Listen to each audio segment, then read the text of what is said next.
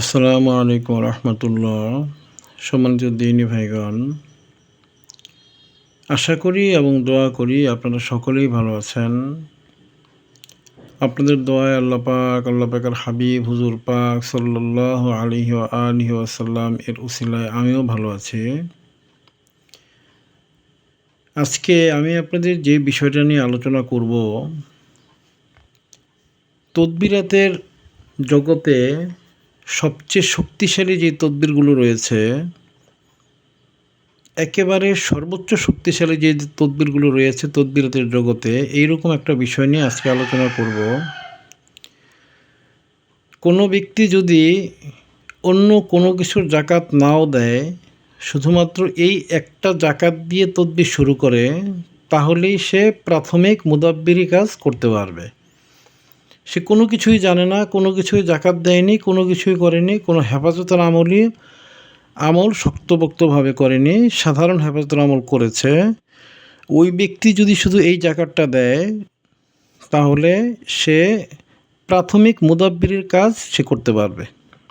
এত শক্তিশালী একটা তদবির আজকে যে বিষয়টা নিয়ে আমি আলোচনা করব, এটা ইয়া বুদ্দুহু, এই ইসিমের জাকাত। এই বুদ্ধ আলাইহিস সালামকে এই বিষয়টা নিয়ে অনেক আলোচনা অনেকে করে থাকেন, কিন্তু এই বুদ্ধ আলাইহিস সালাম এর অ্যাকচুয়াল পরিচিতিটা আমি এখন পর্যন্ত কোনো বইয়ে পরিষ্কারভাবে পাইনি। অ্যাকচুয়াল ওনার যে পরিচিতিটা, এই পরিচিতিটা বইয়ে ওইভাবে আমি অনেকগুলো বইয়ে দেখেছি, কিন্তু কোনোটাই শুদ্ধ নয়। আসলে বুদ্ধ আলাইহিস সালাম কে? উনি কি জিন, না উনি ইনসান, নাকি জিনের যে আগে সম্প্রদায় ছিল, অর্থাৎ জিনের উৎপত্তি হয়েছে যেই সম্প্রদায় থেকে জন, ওই সম্প্রদায়ের উনি, নাকি ফেরেশতা সম্প্রদায়, নাকি সরাসরি আল্লাহ রাব্বুল আলামিন এর কুরসির সাথে উনি সম্পৃক্ত, যা আরশে মুআল্লার মুওয়াক্কিল হিসেবে ধরা হয়। আসলে এই বুদ্দুহু কে, এই বিষয়টা বইয়ের মধ্যে অনেক আলোচনা আছে, কিন্তু একটা আলোচনাও শুদ্ধ নয়। আমি পর্যায়ক্রমে এগুলো নিয়ে আলোচনা করব। যেহেতু ইয়া বুদ্দুহু, এই ইসিমটার যে ইলিমটা, এই ইলিমের ক্ষেত্রে যতবারই প্রকাশ করার বিষয়টা আসে, সবসময় আভামু মা আভামুল্লাহ তাআলা, এই বিষয়টা বলা হয় যে আল্লাহ রাব্বুল আলামিন যা চুপিয়ে রেখেছেন সেটা চুপিয়ে রাখো। বারবার এই বিষয়টা নিয়ে আলোচনা করতে গেলে এই ধরনের একটা বিষয় কাশফের মাধ্যমে চলে আসে, বিধায় এটা নিয়ে আলোচনা করাটা খুব জটিল বা যুক্তিযুক্ত নয়। আর বইয়ে যারা লিখেছে তারা প্রত্যেকে তার ধারণা থেকে লিখেছে। আমাদের তদবিরাতের বই, তাফসির বা হাদিস গ্রন্থের সরা বা বিভিন্ন কালামুল্লাহ শরীফের তাফসিরের মধ্যে আমরা দেখেছি যে যিনি মুফাসসির ছিলেন বা যিনি মুহাদ্দিস ছিলেন বা যিনি ফকিহ ছিলেন, উনি ওনার যেই জ্ঞান বা ওনার যে মেধা, ওনার যে বুদ্ধি এবং ওনার যে শিক্ষা, ওইটার উপরেই উনি এই সরাটা করেছিলেন। তাফসির হোক, ফিকহ শাস্ত্রের উপরে হোক, কিংবা হাদিস শাস্ত্রের উপরে হোক, কিংবা যেটার উপরই হোক না কেন, ওই ওই আলেম যে মূলত এই বিষয়টার উপর পরিপূর্ণ জ্ঞান রাখে, এটা শুদ্ধ না। যারা তফসির লিখেছেন তারা সবাই যে ওই বিষয়টার উপর পরিপূর্ণ জ্ঞান ছিল, বিষয়টা ওরকম না। উনি যা বুঝেছেন সেটার উপরে লিখেছেন। অনুরূপভাবে হাদিস গ্রন্থের যারা সরাগুলো লিখেছেন, ওনারাও যা বুঝেছেন সেটা লিখেছেন। এটা যে শতভাগ শুদ্ধ সেটা না। অনুরূপভাবে ফেকার মাসাইলগুলির মধ্যেও বিভিন্ন রকমের ভুল পাওয়া যায়।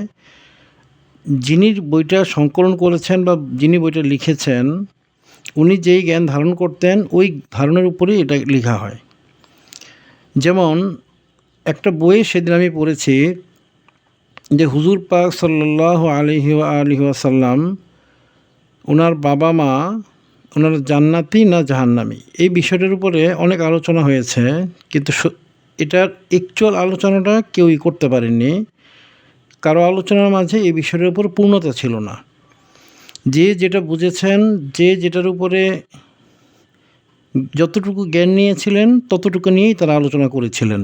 কিন্তু অ্যাকচুয়াল ব্যাপারটা হচ্ছে, আখিরি নবী হুজুর পাক সাল্লাল্লাহু আলাইহি ওয়াসাল্লাম, ওনার যিনি বাবা এবং মা, ওনার হচ্ছেন মূলত সরাসরি হুজুর পাক সাল্লাল্লাহু আলাইহি সাল্লাম এর যেই জান্নাত, ওই জান্নাতের ওনারা অধিষ্ঠিত থাকবেন। বিধায় যদি কেউ কাশফের হালতে জান্নাতে গিয়েও থাকেন, ওই জান্নাতে ওনারা ওনাদের দুজনকে দেখতে পাবেন না।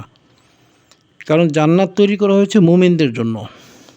আর হুজুর পাক সাল্লাল্লাহু আলাইহি ওয়াসাল্লাম উনি হচ্ছেন ঈমান দানকারী, আমাদেরকে ঈমান দেন, সেই হিসাবে উনি জান্নাতের উপরে ওনার মাকাম। আর সেই জান্নাতের উপরের মাকামেই হুজুর পাক সাল্লাল্লাহু আলাইহি ওয়াসাল্লাম এর বাবা মা এবং ওনার পূর্বপুরুষগণ ওইখানে অবস্থান করেন। বিধায় কাশফের হালতে যদি কেউ জান্নাতে গিয়েও থাকেন, ওনারা হুজুর পাক সাল্লাল্লাহু আলাইহি সাল্লাম এর বাবা মা ওনাদেরকে ওইখানে পাবেন না, ওনারা তারও ঊর্ধ্বে আছেন। যে ব্যক্তি 10তলা বিল্ডিংয়ে থাকে সে 10তলা পর্যন্ত, 10তলায় কী আছে সেটা বলতে পারবে, যেহেতু লিফট দিয়ে সে 10তলা পর্যন্ত উঠে কিংবা সিঁড়ি দিয়ে 10তলা পর্যন্ত উঠে। কিন্তু এর উপরের যে জ্ঞানটা, ওই জ্ঞানটা সে রাখে না, যেহেতু ওইখানে তার যাতায়াত নেই কিংবা ওইখানে তার এন্ট্রেন্স পারমিশন নেই। আরও অনেক বিষয় আছে, আমি মূল কথাটা বলে দিলাম। এই ইয়া বুদ্দুহ ইসিমের ক্ষেত্রেও এটার উপরে আমি এই পর্যন্ত যত বই ঘেটেছি, কম করে হলেও 300-350 বই আমি পড়েছি, কিংবা আরও বেশি হবে। আমার কাছে পিডিএফে আছে প্রায় 700-800 উপরে। আমি যতটুকু পেরেছি পড়েছি, আর যেগুলো পারিনি এখনও পড়া হয়নি, ফাঁকে ফাঁকে পড়ি আমি। তো এগুলির মধ্যে ইয়া বুদ্দুহের যে পরিচয় দেওয়া হয়েছে একটাও শুদ্ধ না। ইয়া বুদ্দুহের অ্যাকচুয়াল পরিচয়টা আরও অন্যরকম, যেটা সরাসরি বলার অনুমতি নেই বিধায় আমি বিভিন্ন আলোচনার মাধ্যমে এটা প্রকাশ করার চেষ্টা করব। যারা বুদ্ধিমান তারা ইয়া বুদ্দুহ এর বিষয়টা, এই ইসিমের বিষয়টা ইনশাল্লাহ বুঝে যাবে আমার আলোচনা থেকে। আজকে ইয়া বুদ্দুহ এর জাকাত এবং প্রয়োগ প্রণালীর উপরে আমি ইনশাল্লাহ আলোচনা করব। আপনি ইয়া বুদ্দুহ এই ইসিম থেকে পরিপূর্ণ ফায়দাটা নিতে হলে আপনাকে প্রথমে ইয়া বুদ্দুহ ইসিমটার আমেল হয়ে যেতে হবে। কবিরাজি জগতে এমন কোনো বই আপনি পাবেন না, আপনার কাছে যদি 50টা বই থাকে আপনি 50টা বই ঘাঁটতে থাকুন, কোনো না কোনো জায়গায় এই মুদাব্বিরি ইলমের প্রত্যেকটা পার্টে পার্টে আপনি ইয়া বুদ্দুহ ইসিমটা পাবেন।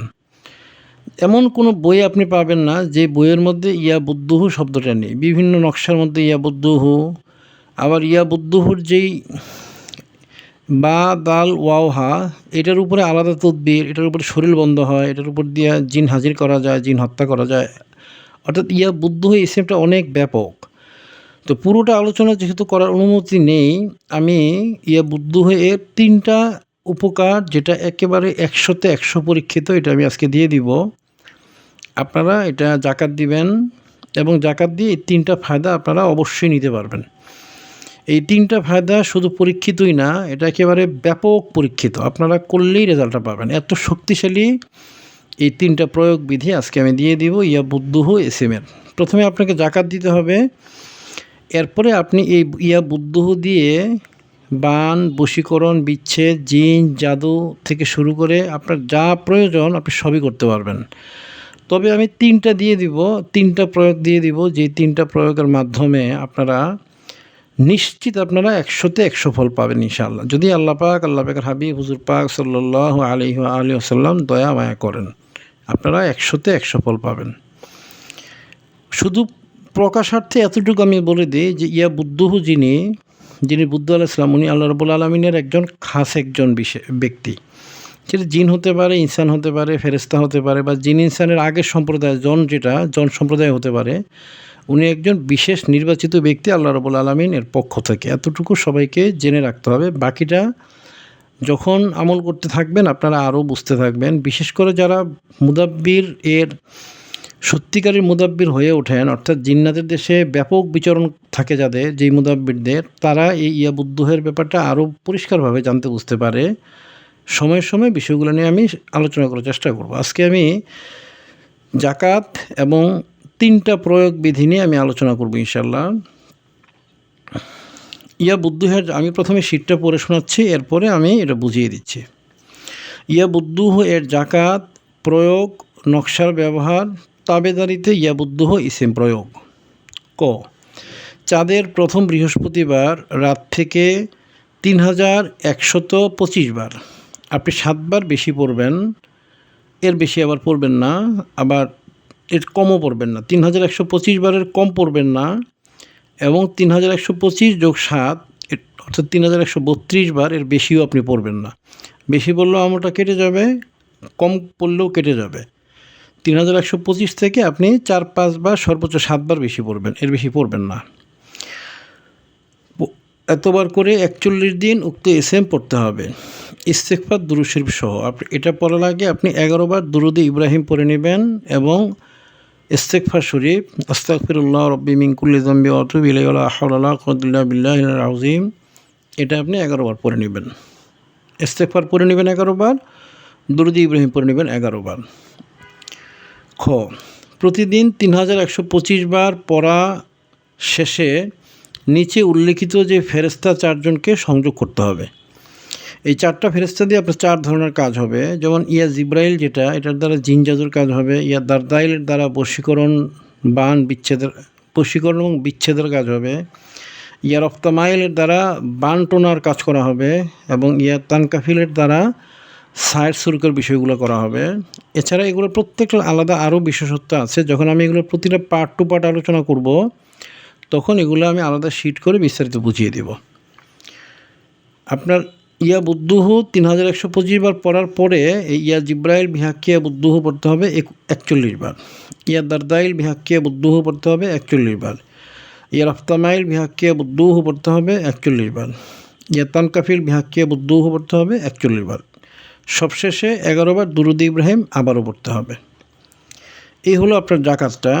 এই জাকাতটা যখন আপনি দিয়ে দিবেন ৪১ দিন পর ৪১ দিন পর আপনি ইয়া বুদ্দুহু এসএমের আমল হয়ে যাবেন এবং বুদ্ধ আলাইহিস সালাম তখন আপনাকে চিনবেন। আপনি যে কোনো কাজে ইয়া বুদ্দুহু এই শব্দটা, এই লফজটা প্রয়োগ করলে বুদ্ধ আলাইহিস সালামের পক্ষ থেকে আপনি যে বিষয়ের উপরে মুদাব্বিরিতে সহযোগিতা চাচ্ছেন, ওই বিষয়ের উপরে বুদ্ধ আলাইহিস সালামের প্রতিনিধি এবং বুদ্ধ আলাইহিস সালামের যেই নামের যেই আদতের মুওয়াক্কেল, ওনারা আপনার কাছে আসবে এবং ওনাদেরকে পাঠিয়ে উনি আপনাকে সহযোগিতা করবেন। একটা জিনিস মনে রাখবেন, সহযোগিতার মালিক একমাত্র আল্লাহ রাব্বুল আলামিন, বাকি সবাই উসিলা।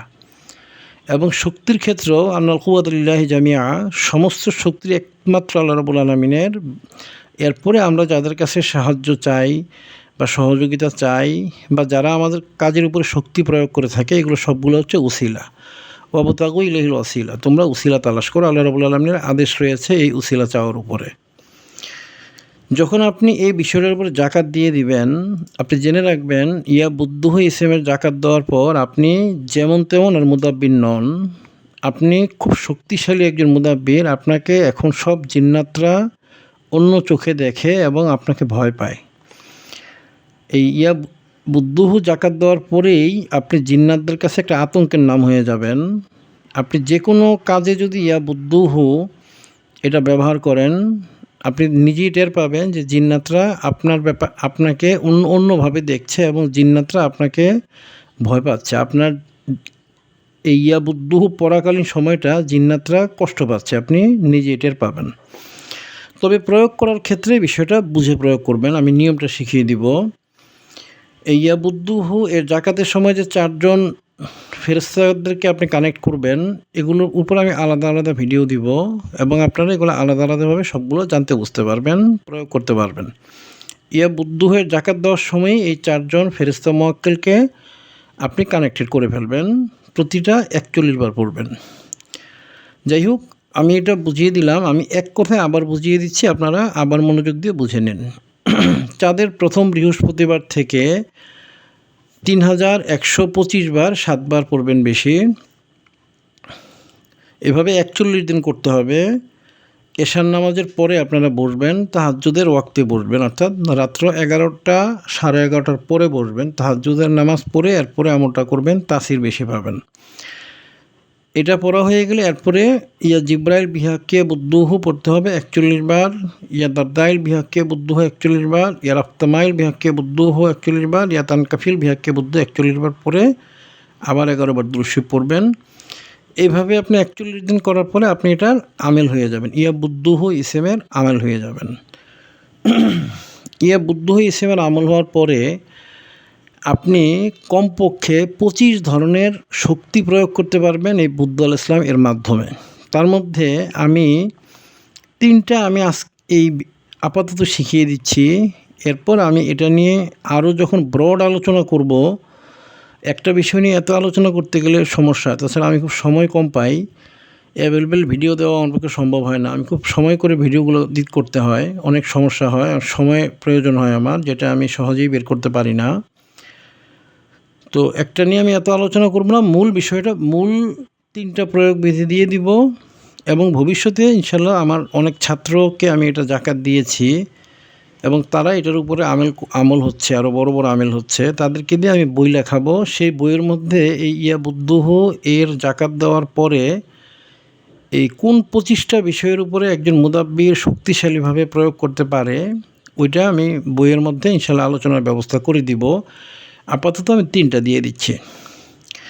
এটা প্রথমে আপনারা জাকাত দিবেন। জাকাত দেওয়া হয়ে গেলে আপনি এটার মাধ্যমে আপনি জিন জাদুর উপরে ভয়ঙ্কর শক্তিশালীভাবে কাজ করতে পারবেন। শক্তিশালীভাবে আপনি জিন জাদু ধ্বংস করতে পারবেন, জিন হত্যা করে ফেলতে পারবেন, জাদু ধ্বংস করে ফেলতে পারবেন, রজাত, বন্দিশ, বদনজর চোখের পলকে আপনি উড়িয়ে দিতে পারবেন, চোখের পলকে আপনি ধ্বংস করে দিতে পারবেন এই ইয়াবুদ্দুহ এর আমেল হয়ে গেলে। কি করতে হবে? প্রয়োগ বুদ্ধি 1, জিন ও জাদুর চিকিৎসায় ইয়া জিব্রাইল বিহাক্কিয়া বুদ্দুহ।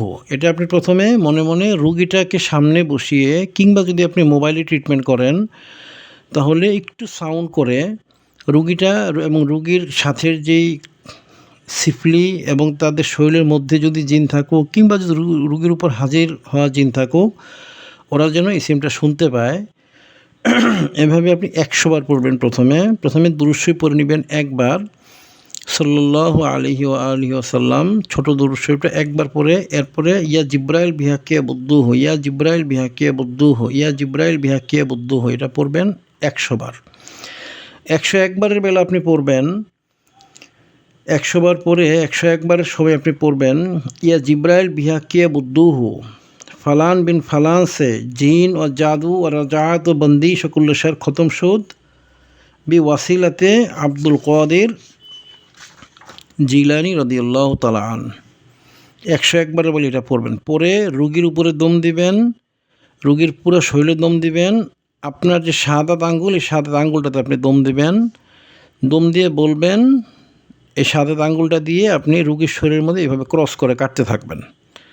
এভাবে ক্রস চিহ্ন দিয়ে কাটতে থাকবেন এবং বলবেন, জিনটাকে হত্যা করে ফেললাম, জাদুগুলো ধ্বংস করে দিলাম, রজাত থাকলে রজাতটা নষ্ট করে দিলাম, বন্দিশ থাকলে বন্দিশটা খুলে দিলাম, পৃথিবীর যেখানেই বা জিন্নাতের দেশে কিংবা যেখানেই বন্দিশ দিয়ে থাকুক ধ্বংস করে দিলাম সেই বন্দিশটা। এভাবে বলে আপনি শাহাদাত আঙ্গুলটাকে আপনি অস্ত্র বানিয়ে সেটার দ্বারা কাটানি দিয়ে থাকবেন। কিছুক্ষণ পর দেখুন আপনার শাহাদাত আঙ্গুলটা একটু ভার হয়ে গিয়েছে। এরপর আপনি আবারও ইয়া জিব্রাইল বিহাক্কিয়া বুদ্দুহ 11 বার পরে আঙ্গুলটাতে ফু দিবেন। তাহলে এই আঙ্গুলের উপরে যে কাটানির কারণে তাসির পড়েছে, তাসিরটাও কেটে যাবে। ইনশাল্লাহ আপনি দেখতে পাবেন রুগীটা সুস্থ হয়ে গিয়েছে ইনশাল্লাহ। এরপর নিয়ম অনুযায়ী বা দাল ওয়াও হা এর যে নকশা আছে, শরীর বন্ধের নকশা, ওইটা আপনি দিয়ে দিবেন। এছাড়া আরও যে তাবিজ দিতে হয় রুগীদেরকে, সেই তাবিজগুলো আপনি দিয়ে দিবেন। তো ইসিমটা আমি আরেকবার পড়ে শোনাচ্ছি। জিন ও জাদুর চিকিৎসা প্রয়োগবিধি 1, জিন ও জাদুর চিকিৎসায় ইয়া জিব্রাইল বিহাক্কিয়া বুদ্দুহ। 100 বার পরে 101 বারের সময় পড়তে হবে ইয়া জিব্রাইল বিহাক্কিয়া বুদ্দুহ, ফালান বিন ফালান से জিন व जादू व रजात व बंदिश व कुल्ल शर ख़त्म शुद बेवसीलते अब्दुल कादिर জিলানি রাদিয়াল্লাহু তাআলা আন। এটা 101 বারের বেলা পরে আপনি রোগীর শরীরে ফু দিবেন, সারা শরীরে জোরে জোরে ফু দিবেন, বলবেন জিন জাদু ধ্বংস করে দিলাম। এরপর আপনি আপনার শাহাদাত আঙ্গুলও ফু দিবেন। এই শাহাদাত আঙ্গুলটাতে ফু দিয়ে এটার মাধ্যমে আপনি কাটানিগুলো দিয়ে দিবেন। ইনশাল্লাহ জিন জাদুর ক্ষেত্রে আপনি অভূতপূর্ব আপনি ফল পাবেন। আগে যেই ফলটা আপনি পাননি, এই ইয়া বুদ্দুহ এর ইসিমের মুআক্কের অর্থাৎ ইয়া জিব্রাইল বিহাক্কিয়া বুদ্দুহ, এটার মাধ্যমে আপনি ব্যাপক ফল পাবেন ইনশাল্লাহ।